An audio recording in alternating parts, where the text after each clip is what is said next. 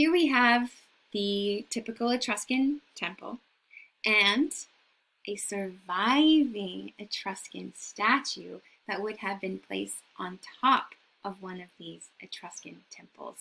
It is the god Apullu. Apullu sounds like Apollo? It is. The Etruscans called him Apullu, the Greeks called him Apollo. Let's look at him closer. Here he is.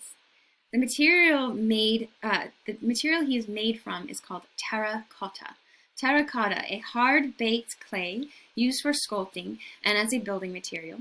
It may be glazed or painted. Now, we have looked at many works of terracotta in this class already, and the Etruscans are not inventing this. I'm introducing you the term to you here because the Etruscans are really good at it. Not so much into marble or stone cutting for their statuary. However, and we will look at one later, they're also really good at bronze work. So terracotta and bronze are the favored materials of the Etruscans.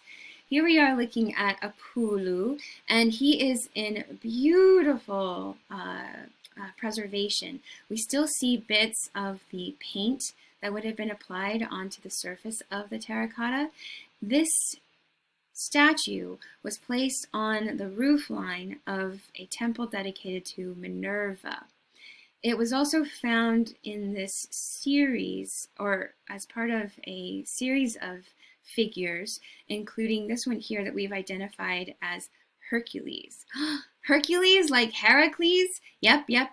So just as we learned about Hercules having to do those impossible feats for the Greek mythology, it's the same Hercules, Heracles, I should say, and the Etruscans call him Hercules.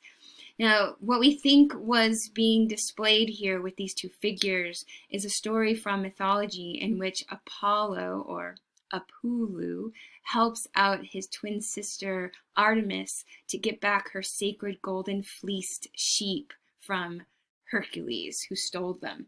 So we can imagine them playing out this myth of epic proportions on the rooftop over the temple of Minerva. Here, see what I mean about preservation of the paint on the surface? We see Apollo, or Apullu, has curly long black hair that is draped over his shoulders. We see eyes that have retained their irises, but they're very flat on his face, kind of bulbous rather than being integrated into cheekbones or jawline. We see his ears are kind of plastered onto the sides, right? There's this gorgeous stylization of the figure, but it is still very stylized. In fact, when we go back to this image here, what's up with this smile? What would we call that if it was Greek? Archaic smile? Yes! In fact, this is happening during the same archaic period. So we're seeing this amazing parallel between the Greeks and their understanding and stylization of the figure, trying to enliven them with archaic smiles. The Etruscans are doing the same thing with Apullu here. It's a shorthand technique to help us see him at his strongest, at his most glorious. The stylization of his body is breathtaking. Look at the attention to the musculature, the attention to balance and form as he moves forward. We are not even going to get into the amazingness of their Hercules, which I wish we could. We just do not have enough time. However, let's appreciate the Apullu. Look at the attention to the folds of drapery. Look at the attention to his pectoral muscles, that connection at the shoulder joint, the bulge of his bicep, the attempt to give us gravity, pulling down those gorgeous cords of black curls.